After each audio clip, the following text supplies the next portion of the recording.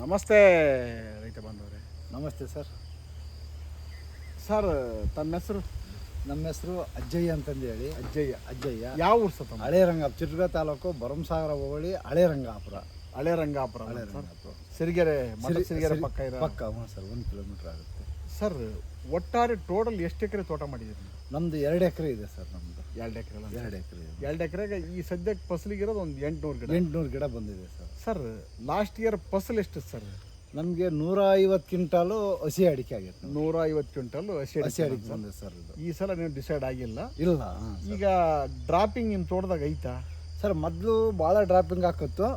ಈಗ ನಾನು ಸುಮಾರು ವರ್ಷಗಳಿಂದ ಜೇನು ಸಾಕಾಣಕ್ಕೆ ಸ್ಟಾರ್ಟ್ ಮಾಡಿದ್ದೀನಿ ಸರ್. ಒಂದು ನಿಮಿಷ, ಈ ಜೇನು ಸಾಕಣೆ ಪೆಟ್ಟಿಗೆ ಸರ್, ಇದ್ರ ಬಗ್ಗೆ ತಾವು ಟ್ರೈನಿಂಗ್ ಕೊಡ್ತೀರಲ್ಲ? ಇದನ್ನು? ಹ್ಞೂ ಸರ್, ಕೊಡ್ತೀವಿ ಸರ್. ತರಬೇತಿಯನ್ನು ಕೊಡ್ತೀವಿ. ನಿಮ್ಮ ತೋಟದಾಗ ಎಷ್ಟು ಜೇನು ಪೆಟ್ಟಿಗೆ? ಎಷ್ಟು? ನಮ್ಮ ತೋಟದಲ್ಲಿ 5 ಇದಾವೆ ಸರ್. ನಮ್ಮಲ್ಲಿ 5 ಜೇನು ಪೆಟ್ಟಿಗೆ. 5 ಜೇನು ಪೆಟ್ಟಿಗೆ ಇದಾವೆ ಸರ್. ಹೌದಾ? 2 ಎಕರೆಯಲ್ಲಿ 5 ಬಾಕ್ಸ್ ಇಟ್ಟಿದ್ದೀನಿ ಸರ್. ನಾನು 5 ಬಾಕ್ಸ್ ಇಟ್ಟಿದ್ದೀನಿ ಸರ್.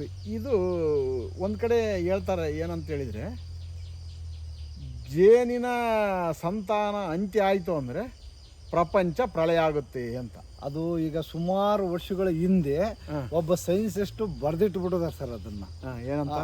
ಈ ಜೇನು ಸಂತತಿ ಮುಗೀತು ಅಂತಂದರೆ ಯಾವ ಈ ಕಾಳುಗಳು ನಾವು ಊಟ ಮಾಡ್ತಕ್ಕಂಥ ಕಾಳಾಗಲಿ ಯಾವುದೇ ಆಗಲಿ ಪರಾಗಸ್ಪರ್ಶ ಆಗದೇ ಇದ್ದರೆ ಅವು ಬೆಳೆಯಲ್ಲ. ಬೆಳೆಯದೇ ಇದ್ದರೆ ಮನುಕುಲಕ್ಕೆ ಊಟಕ್ಕೆ ಆಧಾರನೇ ಇಲ್ಲ. ಹಂಗಾಗಿ ಮನುಕುಲ ಬದುಕಲ್ಲ ಅಂತಂದು ಹೇಳಿಬಿಟ್ಟಿದ್ದಾರೆ ಸರ್. ಹೌದಲ್ಲ? ಹ್ಞೂ ಸರ್. ಈಗ ಈ ವರ್ಷ ಇಷ್ಟೊಂದು ಟೆಂಪ್ರೇಚರ್ ಇತ್ತಲ್ಲ ಅಂತ? ಹ್ಞೂ ಸರ್. ಹೌದಾ? ಹೌದು ಸರ್. ಒಂದಿಷ್ಟು ಸುಸ್ಥಿರ ತೋಟಗಾರಿಕೆ ಮಾಡ್ತಿದ್ದೀನಿ. ಸುಸ್ಥಿರ ತೋಟಗಾರಿಕೆ ಮಾಡ್ತಿದ್ದೀರಿ. ಹ್ಞೂ ಸರ್. ಒಂದಿಷ್ಟು ಸ್ಲರಿ ಎನ್ರಿಚರ್ ಮಾಡ್ತಿದ್ದೀರಿ, ಜೀವಾಮೃತ ಮಾಡ್ತಿದ್ದೀರಿ, ನಿಮ್ಮದೇ ಬುದ್ಧಿವಂತಿಕೆ ಮೇಲೆ ಮಾಡ್ತಿದ್ದೀರಿ ಸರ್. ಈಗ ರೈತರ ಅನುಭವಗಳು ತಗೊಂಡು ಮಾತಾಡೋದಾದರೆ, ಈ ಕನಿಷ್ಠ 1 ಎಕರೆನಲ್ಲಿ ಒಂದಾದ್ರೂ ಜೇನು ಪೆಟ್ಟಿಗೆ ಇರಬೇಕಾದ್ರೆ ಒಂದು 2 ಎಕರೆಗೆ ಒಂದಿದ್ರೆ ಸಾಕಾಗುತ್ತೆ ಸರ್. ಈ ಫಸ್ಟ್ ತಗೊಂಬಂದು ಒಂದಿಟ್ಕಂದ್ರೆ ಆಟೋಮೆಟಿಕ್ಲಿ 3 ತಿಂಗಳಿಗೆ ಮತ್ತೆ ಇನ್ನೊಂದು ಹಂಗೆ ಅದೇ ಬಾಕ್ಸಲ್ಲಿ ಇನ್ನೊಂದು ಎಕ್ಸ್ಟ್ರಾ ಮಾಡ್ಕೋಬೋದು ಸರ್. ಅದು ಹೆಂಗೆ ಅಂದರೆ ಹುಳುಗಳು ವೃದ್ಧಿ ಹಾಕವೆ.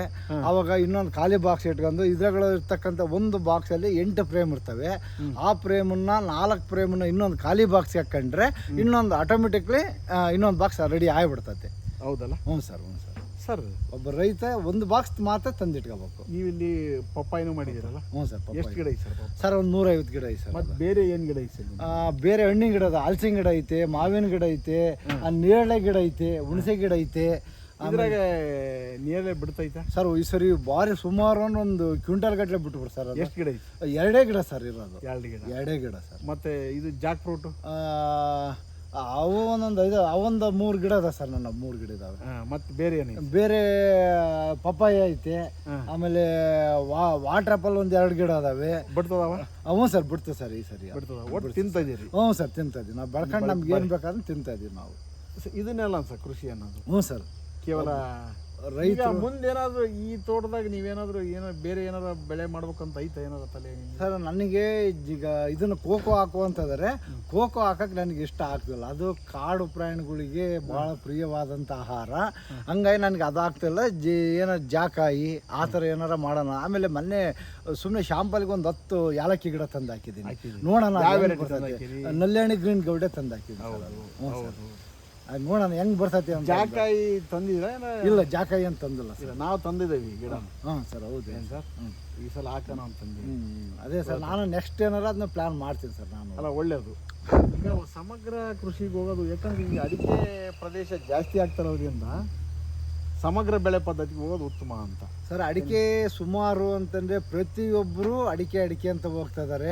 ಅಡಿಕೆ ಅಂತ ಹೋದರೆ ನೀರಿಂದು ಭಾಳ ಕೊರತೆ ಆಗ್ತೈತೆ. ನಮಗೆ ಬರಗಾಲ, ಇನ್ನು ಮುಂದೆ ಬರಗಾಲ ಬಂದರೂ ಆಲ್ಟರ್ನೇಟ್ ಇದರೊಳಗೆ ಅಂದರೆ ಅಡಿಕೆದು ಏನಾರ ಕಮ್ಮಿ ಆದರೂ ಬೇರೆ ಬೆಳೆಗೆ ಒಬ್ಬ ರೈತ ಬದುಕಬೇಕು. ಆ ಥರನ ಆಲ್ಟರ್ನೇಟ್ ಮಾಡ್ಕೊಳ್ಳೋದು ಭಾಳ ಒಳ್ಳೆಯದು. ಒಂದಿಷ್ಟು ಸಂಕ್ಷಿಪ್ತವಾಗಿ ಈ ಜೇನು ಕೃಷಿ ಬಗ್ಗೆ ಹೇಳಿ ಸರ್. ಜೇನು ಕೃಷಿ ಯಾಕೆ ಮಾಡಬೇಕು ಅಂತಂದರೆ ನಮ್ಮ ಬೆಳೆಗಳಿಗೆ ಪರಾಗಸ್ಪರ್ಶಕ್ಕೆ ಬೇಕೇ ಬೇಕು. ಹಂಗಾಗಿ ಜೇನು ಬಾಕ್ಸು ಒಬ್ಬ ರೈತ 1-2 ಎಕರೆ ಇತ್ತು ಒಂದು ಬಾಕ್ಸ್ ಇಟ್ಕೊಂಡ್ರೆ 3 ತಿಂಗಳಲ್ಲಿ ಇನ್ನೊಂದು ಬಾಕ್ಸ್ ರೆಡಿ ಆಗಿಬಿಡ್ತೈತೆ. ಆಮೇಲೆ ಒಳ್ಳೆ ಪ್ಯೂರ ತುಪ್ಪ ನಾವು ಹೊರಗಡೆ ತಗೊಂಡ್ರೆ ಕಲಬೆರಕೆ ತುಪ್ಪ ಸಿಗ್ತೈತೆ. ನಮ್ಮ ತೋಟದಲ್ಲೇ ಭಾಳ ಒಳ್ಳೆಯ ತುಪ್ಪನೂ ಸಿಗುತ್ತೆ. ಹಂಗಾಗಿ ನಮಗೆ ಅದನ್ನ ತಿನ್ನೋದ್ರಿಂದ ನಮ್ಮ ಆರೋಗ್ಯಕ್ಕೂ ಒಳ್ಳೆಯದು, ನಮ್ಮ ದೇಹಕ್ಕೂ ಒಳ್ಳೆಯದು. ಆಮೇಲೆ ನಮಗೆಲ್ಲ ಒಳ್ಳೆಯದು ಸರ್, ಅದು ತುಪ್ಪ ಭಾಳ ಒಳ್ಳೆಯದು. ಹಂಗೆ ನಮಗೂ ಸಿಗುತ್ತೆ, ಇದರಿಂದ ಪರಾಗಸ್ಪರ್ಶನೂ ಆಕತ್ತೆ. ಇದು ಭಾಳ ಒಳ್ಳೇದು ನೋಡಿ ಸರ್, ಜೇನು ಸಾಕೋದ್ರಿಂದ. ಹೌದಲ್ಲ ಸರ್? ಹೌದು ಸರ್. ಕನಿಷ್ಠ ಅಂತಂದ್ರು ನಿಮ್ಮ ತೋಟದಾಗೆ 150 ಕ್ವಿಂಟಲ್ ಅಂದರೆ 800 ಗಿಡಕ್ಕೆ 150 ಕ್ವಿಂಟಲ್. ಹ್ಞೂ ಸರ್, ಹ್ಞೂ ಸರ್. ಹೌದಲ್ಲ ಸರ್? ಹೌದು ಸರ್, ಹೌದು ಸರ್. ಅಲ್ಲ, ಆವರೇಜ್ ತೆಗೆದ್ರೆ ಒಂದು ಗಿಡಕ್ಕೆ ಒಂದು 10 ಕ್ವಿಂಟಲ್ ಕಮ್ಮಿ 20 kg ಬಂದ್ಬಿಡ್ತದಲ್ಲ? ಬರುತ್ತೆ ಸರ್. ಆಮೇಲೆ ಈ ಸರಿ ನಮ್ಮದು 800 ಗಿಡಕ್ಕೆ ಈ ಸರಿ ಒಂದು ಭಾಗ ಸ್ವಲ್ಪ ಕಮ್ಮಿ ಐತಿ ಅಂತಂದು ಹೇಳಿದ ಅಂತ ಅನ್ಕೊಂಡು ಅಲ್ಲ ಅನ್ಕಂದ್ರು ಕೂಡ ಹ್ಞೂ ಒಂದು 120ರಿಂದ 30 120 ಅಂತೂ ಕಂಪಲ್ಸರಿ ಆಗಿ ಹಾಕ ಸರ್. ಈ ಸರ್ ಅಂದರೆ ಟೆಂಪ್ರೇಚರ್ ವೇರಿಯೇಷನ್ ಆಗಿರೋದು ಕೂಡ ಅಲ್ಲಿ ಲಾಸ್ ಏನಲ್ಲ ಇಲ್ಲ ಸರ್. 15 kg ಆವರೇಜ್ ಬಂತಲ್ಲ? ಹ್ಞೂ ಸರ್, ಬರುತ್ತೆ ಸರ್. ಹೌದಲ್ಲ ಸರ್? ಹ್ಞೂ ಸರ್. ನೀವು ಖರ್ಚು ಏನಾದ್ರು ಜಾಸ್ತಿ ಮಾಡ್ತಾ ಇದ್ದೀರಾ ಸರ್? ನಂದು ಖರ್ಚೇನು ಜಾಸ್ತಿ ಇಲ್ಲ. ನಾನು ಒಂದು ವರ್ಷಕ್ಕೆ ಒಂದು 25,000 ಕಮ್ಮಿ ಖರ್ಚು ಮಾಡಿರ್ಬೋದು ಸರ್ ನಾನು. ಅಷ್ಟೇ ಅಲ್ಲ? ಅಷ್ಟೇ ಸರ್, ಅಷ್ಟೇ ಸರ್. ಬೇರೆ ಈ ಹಸಿರು ಗೊಬ್ಬರ ಮಾಡ್ತೀರಿ? ಇದು ಇನ್ನೇ ಸರ್ ದ್ವಿದಳ ಧಾನ್ಯಗಳು ಸರ್, ಉಗ್ಗೋದು ಹಂಗೆ ಒಂದು ಸರಿ ಮಲ್ಚಿಂಗ್ ಸಗಣಿ ಮಾಡ್ತೀನಿ. ಗೊಬ್ಬರ ಏನಾದ್ರು ಕೊಟ್ಟಿದ್ರೆ? ಸಗಣಿ ಗೊಬ್ಬರ ಈ ಸದ್ಯಕ್ಕೆ ಏನು ಕೊಟ್ಟಲ್ಲ ಸರ್ ನಾನು. ಎಷ್ಟು ವರ್ಷ ಆಯ್ತು? ಈಗಲೇ ಬಾಳೆ ಹಾಕ್ತಾಗ ಒಂದ್ಸರಿ ಕೊಟ್ಟದ್ದು ಅಲ್ಲೇ ಒಂದು 10 ವರ್ಷ ಆಗಿರ್ಬೋದು ಸರ್. ಸರ್, ಒಂದಿಷ್ಟು ಹಸಿರಲೆ ಗೊಬ್ಬರ, ಹಾಂ, ಒಂದಿಷ್ಟು ಜೈವಿಕ ಒಳಸುರಿಗಳು, ಹ್ಞೂ ಸರ್, ಜೊತೆಗೆ ಒಂದಿಷ್ಟು ನ್ಯೂಟ್ರೆಂಟ್ ಬೇಸ್, ಹ್ಞೂ ಸರ್, ಚಿಲೆಟೆಡ್ ಬೇಸ್ ನ್ಯೂಟ್ರೆಂಟು, ಈ ಸ್ಲರಿ ಎನ್ರಿಚರ್ ಜೀವಾಮೃತ ಮಾಡೋದ್ರಿಂದ ಇಳುವರಿ ಅಂತೂ ಫೇಲ್ ಆಗ್ತಿಲ್ಲಲ್ವ ನಿಮಗೆ? ಇಲ್ಲ ಸರ್, ಆಗ್ತಿಲ್ಲ ಸರ್, ಆಗ್ತಿಲ್ಲ ಸರ್, ಚೆನ್ನಾಗಿ ಬರ್ತದೆ ಸರ್. ಒಂದು ಮಣ್ಣಿನ ಫಲವತ್ತತೆ ಬಗ್ಗೆ ತಮ್ಮ ಅಭಿಪ್ರಾಯ? ಸರ್, ಮೊದಲು ಅಂದರೆ ಭಾಳ ಹಾರ್ಡ್ ಆಗಿತ್ತು ನಮ್ಮ ಭೂಮಿ. ಇವತ್ತು ಬರೀ ನಾನು ಬರಿಗಾಲಲ್ಲಿ ಓಡಾಡಿದ್ರು ಭಾಳ ಮೃದು ಸ್ಮೂತಾಗಿ ಹೂವಿನ ಮೇಲೆ ಕಾಲಿಟ್ಟಂಗೆ ಆಗ್ತೈತಿ. ಆಮೇಲೆ ನಾನು ಹೆಚ್ಚಿಗೆ ಟ್ಯಾಕ್ಟ್ರಿಂದ ಹೊಲನ ಉಳುಮೆ ಮಾಡಿಸಲ್ಲ ಸರ್. ನಾನು ವರ್ಷಕ್ಕೆ 1 ಸರಿ ಅಥವಾ 2 ಸರಿ ಅಷ್ಟೇ ಸರ್ ನಾನು ಮಾಡಿಸೋದು. ಆಮೇಲೆ ಆಳವಾಗಿ ಉಳುಮೆ ಮಾಡಲ್ಲ. ಏನು ಮೇಲ್ಗಡೆ ಇದು ಕಳೆ ಸುಮ್ಮನೆ ಕೊಚ್ಚಬೇಕು ಒಳಗೆ, ಭೂಮಿ ಸೇರಂಗೆ ತೆಳ್ಳಗೆ ಮಾಡಿಸ್ತೀನಿ ಸರ್ ನಾನು. ಸರ್, ಇಳುವರಿ ಅಂತೂ ಫೇಲ್ ಆಗ್ತಿಲ್ಲ? ಇಲ್ಲ ಸರ್, ಫೇಲ್ ಅಂತೂ ಆಗ್ತಿಲ್ಲ ಸರ್. Thank you sir. ನಾನು 4 ವರ್ಷದಿಂದ ಇಳುವರಿ ಕಮ್ಮಿ ಆಗ್ತಿಲ್ಲ. ಜೈವಿಕ ಗೊಬ್ಬರ ಉತ್ತಮ ಅಂತ ತಮಗೆ ಅನ್ಸುತ್ತೆ? ಹ್ಞೂ ಸರ್. ಅದ್ರಾಗ ಮಾದೇವಪ್ಪ ಸರ್ ಮೊನ್ನೆಯ ಒಂದು ಕ್ರಶ್ ಪೌಡ್ರ್ ಕೊಟ್ಟಿದ್ದಾರೆ, ಅದು ಒಳ್ಳೆ ಚೆನ್ನಾಗಿ ಕೆಲಸ ಮಾಡಿ ಸರ್. ಅದು ಚೆನ್ನಾಗಿ ಹೌದಲ್ಲ? ಹ್ಞೂ ಸರ್. ಸರ್, ಅದು chelated base nutrient, amino base sir. ಅದು ಅಮಿನೋ ಬೇಸ್ ಇರೋದ್ರಿಂದ ಏನಾಗುತ್ತೆ ಅಂದರೆ ಫಿಶ್ ಬೇಸು, ಅದು ಒಂದಿಷ್ಟು ಚಿಲೆಟೆಡ್ ಬೇಸ್ ನ್ಯೂಟ್ರೆಂಟ್ ಆಗಿರೋದ್ರಿಂದ ಬೋರಾನು ನ್ಯೂಟ್ರೆಂಟು ಒಂದಿಷ್ಟು ಚೆನ್ನಾಗಿ ಇಳುವರಿ ತೆಗಿಲಿಕ್ಕೆ, ಕಾಯಿ ಸೈಜ್ ಬರಲಿಕ್ಕೆ, ಜೊತೆಗೆ ಡ್ರಾಪಿಂಗ್ ಕಂಟ್ರೋಲ್ ಆಗಲಿಕ್ಕೆ, ಅಂಡೊಡಕ್ ಕಂಟ್ರೋಲ್ ಆಗಲಿಕ್ಕೆ ಇವೆಲ್ಲದಕ್ಕೂ ಕೂಡ ಅನುಕೂಲ ಅಂತ ಅನ್ನೋದನ್ನು ನಾವು ಹಂತವಾಗಿ ಅಧ್ಯಯನ ಮಾಡಿ ರೈತರಿಗೆ ಸಜೆಸ್ಟ್ ಮಾಡಿ ಅರ್ಥ ಮಾಡ್ಕೊತಕ್ಕಂಥ ರೈತರಿಗೆ ಹೇಳಿ ಕೊಡ್ತಕ್ಕಂಥದ್ದು ನಮ್ಮ ಧರ್ಮ ಸರ್. ಇಲ್ಲ ಸರ್, ನೀವು ಕೊಟ್ಟ ಮೇಲೆ ನನಗೆ ಭಾಳ ಅನುಕೂಲನೂ ಆಗ್ತೈತೆ. ಆಮೇಲೆ ನೀವು ಬಂದು ನಮ್ಮ ಪ್ಲಾಟಿಗೆ ಬಂದು ಹೋದ್ಮೇಲೆ ನಾನು ಅದನ್ನೆಲ್ಲ ಅಪ್ಲೈ ಮಾಡ್ತಾ ಇದ್ದೀನಿ. ಇಲ್ಲ ಸರ್, ನಮ್ಮದು ಅಂಡೊಡಕ್ಕೇನಿಲ್ಲ. ಆಮೇಲೆ ಎಕ್ಸೈಸ್ ಯಾವುದೋ ಒಂದು ಗಿಡದಾಗ ಒಂದು ಸ್ವಲ್ಪ ಡ್ರಾಪ್ ಆಗ್ತಾ ಇದ್ದಾವೆ. ಬೇರೆ ತೋಟದವರು ಇಲ್ಲ ನಮ್ದು ಭಾಳ ಉದುರೈತೆ ಅಂತಾರೆ. ನಂದೇನು ಉದುರಿಲ್ಲ ಸರ್. ಭಾಳ ಉದುರೈತಿ ಅನ್ನೋದಕ್ಕೆ ತಮ್ಮ ಸಜೆಷನ್, ನಿಮ್ಮ ಅನುಭವ? ಏನಿಲ್ಲ ಸರ್, ಭಾಳ ಸರ್ಕಾರಿ ಗೊಬ್ಬರ ಕೊಡ್ತಾ ಇದ್ದಾರೆ. ಆಮೇಲೆ ಭಾಳ ಯಥೇಚ್ಛವಾಗಿ ಉಳುಮೆ ಮಾಡ್ತಾ ಇದ್ದಾರೆ. ಇಷ್ಟೇ ನೋಡಿ ಸರ್ ಅದ್ರಾಗಿರೋದು. ಅದೇ ಅಂತೀರಾ? ಹ್ಞೂ ಸರ್, ಅದೇ ಸರ್. ಅದನ್ನ ನಿಲ್ಲಿಸಿದ್ರೆ ತುಂಬ ಒಳ್ಳೇದು ಅಂತ. ಹೌದು ಸರ್. ಯಾರು ಜಾಸ್ತಿ ಉಳುಮೆ ಮಾಡ್ತಾ ಇದ್ದಾರೆ ಆ ರೈತರು ನಿಲ್ಲಿಸ್ಬೇಕು. ಆಮೇಲೆ ಜೀವಾಮೃತ, ಆಮೇಲೆ ಇವ್ಯಾವ ಡಾಕ್ಟರ್ ಸಾಯಿಲಾಭ ಬರ್ತದವಲ್ಲ ಜೈವಿಕ ಗೊಬ್ಬರಗಳು, ಇವು ಕೊಟ್ಕೊಂತ ಹೋಗ್ಬೇಕು. ಸರ್ಕಾರಿ ಗೊಬ್ಬರನ ಅವರು ಅವಶ್ಯಕತೆ ಇದ್ರು ಮಾತ್ರ ಕೊಡ್ಬೇಕು. ಹ್ಞೂ ಸರ್, ಹೌದು. ಅವಶ್ಯಕತೆ ತಕ್ಕಂತೆ ಕೊಡ್ರಿ. ನಿಲ್ಸ್ಕೊಂತ ಹೋಗಿ ಅದನ್ನ ಪೂರ್ತಿ ನಿಲ್ಸೇ ಬಿಡ್ಬೇಕು. ಅಲ್ಲ, ನಿಮ್ಮ ಅನುಭವ? ಹ್ಞೂ ಸರ್.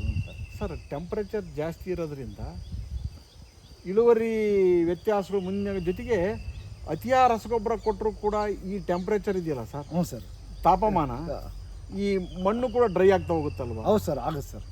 ನೀರು ಜಾಸ್ತಿ ಕೇಳ್ತದೆ. ನೀರು ಜಾಸ್ತಿ ಕೇಳ್ತದೆ. ಬೋರ್ವೆಲ್ ನೀರು ಇಲ್ಲದ್ರೆ ತೋಟ ಒಣಗಬೇಕಾಗತ್ತೆ. ಬೈ ಚಾನ್ಸ್ ನೀವು ಸುಸ್ಥಿರ ತೋಟಗಾರಿಕೆ ಮಾಡ್ತಿರೋದ್ರಿಂದ ನಮ್ದು ನೀರು ಚಾನ್ಸ್ ಏನಾದ್ರು ನೀರು ಕಡಿಮೆ ಆದ್ರೂ ತೋಟ ಉಳಿಸ್ತೀವಿ ಸರ್, ಉಳಿಸ್ತೀವಿ. ಅದು ನಂಬಿಕೆ ಐತೆ ಸರ್, ನಂಬಿಕೆ ಐತೆ. ಆಮೇಲೆ ನನ್ನವಿರೋದು ಒಂದೇ ಬೋರು, 1.25 ಇಂಚ್ ನೀರು ಬರ್ತೈತೆ. ಇನ್ನೊಂದು ಬೋರು 1.25 ಇಂಚ್ ಬಿಟ್ಟು ಹೊಡಿತೈತೆ. ಇಷ್ಟರಾಗೆ ಈ 2 ಎಕರೆ ನಾನು ಇದು ಮಾಡ್ತಾ ಇದ್ದೀನಿ ಸರ್. ಒಳ್ಳೆಯದಾಯ್ತು sir. Thank you sir. Thank you sir. Okay, ನೋಡಿದ್ರಲ್ಲ ರೈತ ಬಂದವರೇ, ನಮ್ಮ ಮಾಹಿತಿನ ತಗೊಂಡು ನೀವು ಅದೇ ಥರ ಮಾಡಿ ಸರ್. ಭಾಳ ಚೆನ್ನಾಗಿ ಆಗ್ತೈತೆ ನೋಡ್ರಿ. ಅಡಿಕೆ ತೋಟಕ್ಕೂ ಅನುಕೂಲ ಆಗುತ್ತೆ, ನಮಗೆ ಖರ್ಚು ಭಾಳ ಉಳಿತತೆ. ಖರ್ಚನ್ನು ಕಮ್ಮಿ ಮಾಡಿರಿ ರೈತರು ಆದಷ್ಟು. Thank you sir. ನಮ್ಮ ಸಂಪರ್ಕ ಸಂಖ್ಯೆ ದಾವಣಗೆರೆ ಜಿಲ್ಲೆಯಿಂದ ಹಾಗೂ ಚಿತ್ರದುರ್ಗ ಜಿಲ್ಲೆಯಿಂದ 9972699813. ಮಹಾದೇವಪ್ಪ, ಮಣ್ಣು ಪುನರುಜ್ಜೀವನ ಸಲಹೆಗಾರರು, ವಿದ್ಯಾರ್ಥಿ ಭವನ್ ಸರ್ಕಲ್ ಹತ್ತಿರ, ಅಂಬಿಕಾ ಡಿಸ್ಟ್ರಿಬ್ಯೂಟರ್ ಎದುರು ಇಲ್ಲಿ ಸಂಪರ್ಕಿಸಿ. ಜೈವಿಕ ತೋಟಗಾರಿಕೆ ಅಭಿವೃದ್ಧಿ ಮತ್ತು ಸುಸ್ಥಿರ ತೋಟಗಾರಿಕೆ ಅಥವಾ ಮಣ್ಣು ಪುನರುಜ್ಜೀವನಕ್ಕಾಗಿ ಅಂತ ತಿಳಿಸ್ತಾ ನಮ್ಮ ವಿಚಾರಗಳಿಗೆ ವಿದಾಯ ಹೇಳ್ತೀವಿ. Thank you one and all. ಇನ್ನೊಂದು ನಂಬರ್ ಹೇಳ್ಬಿಡಿ ಸರ್. 9945774346. Thank you.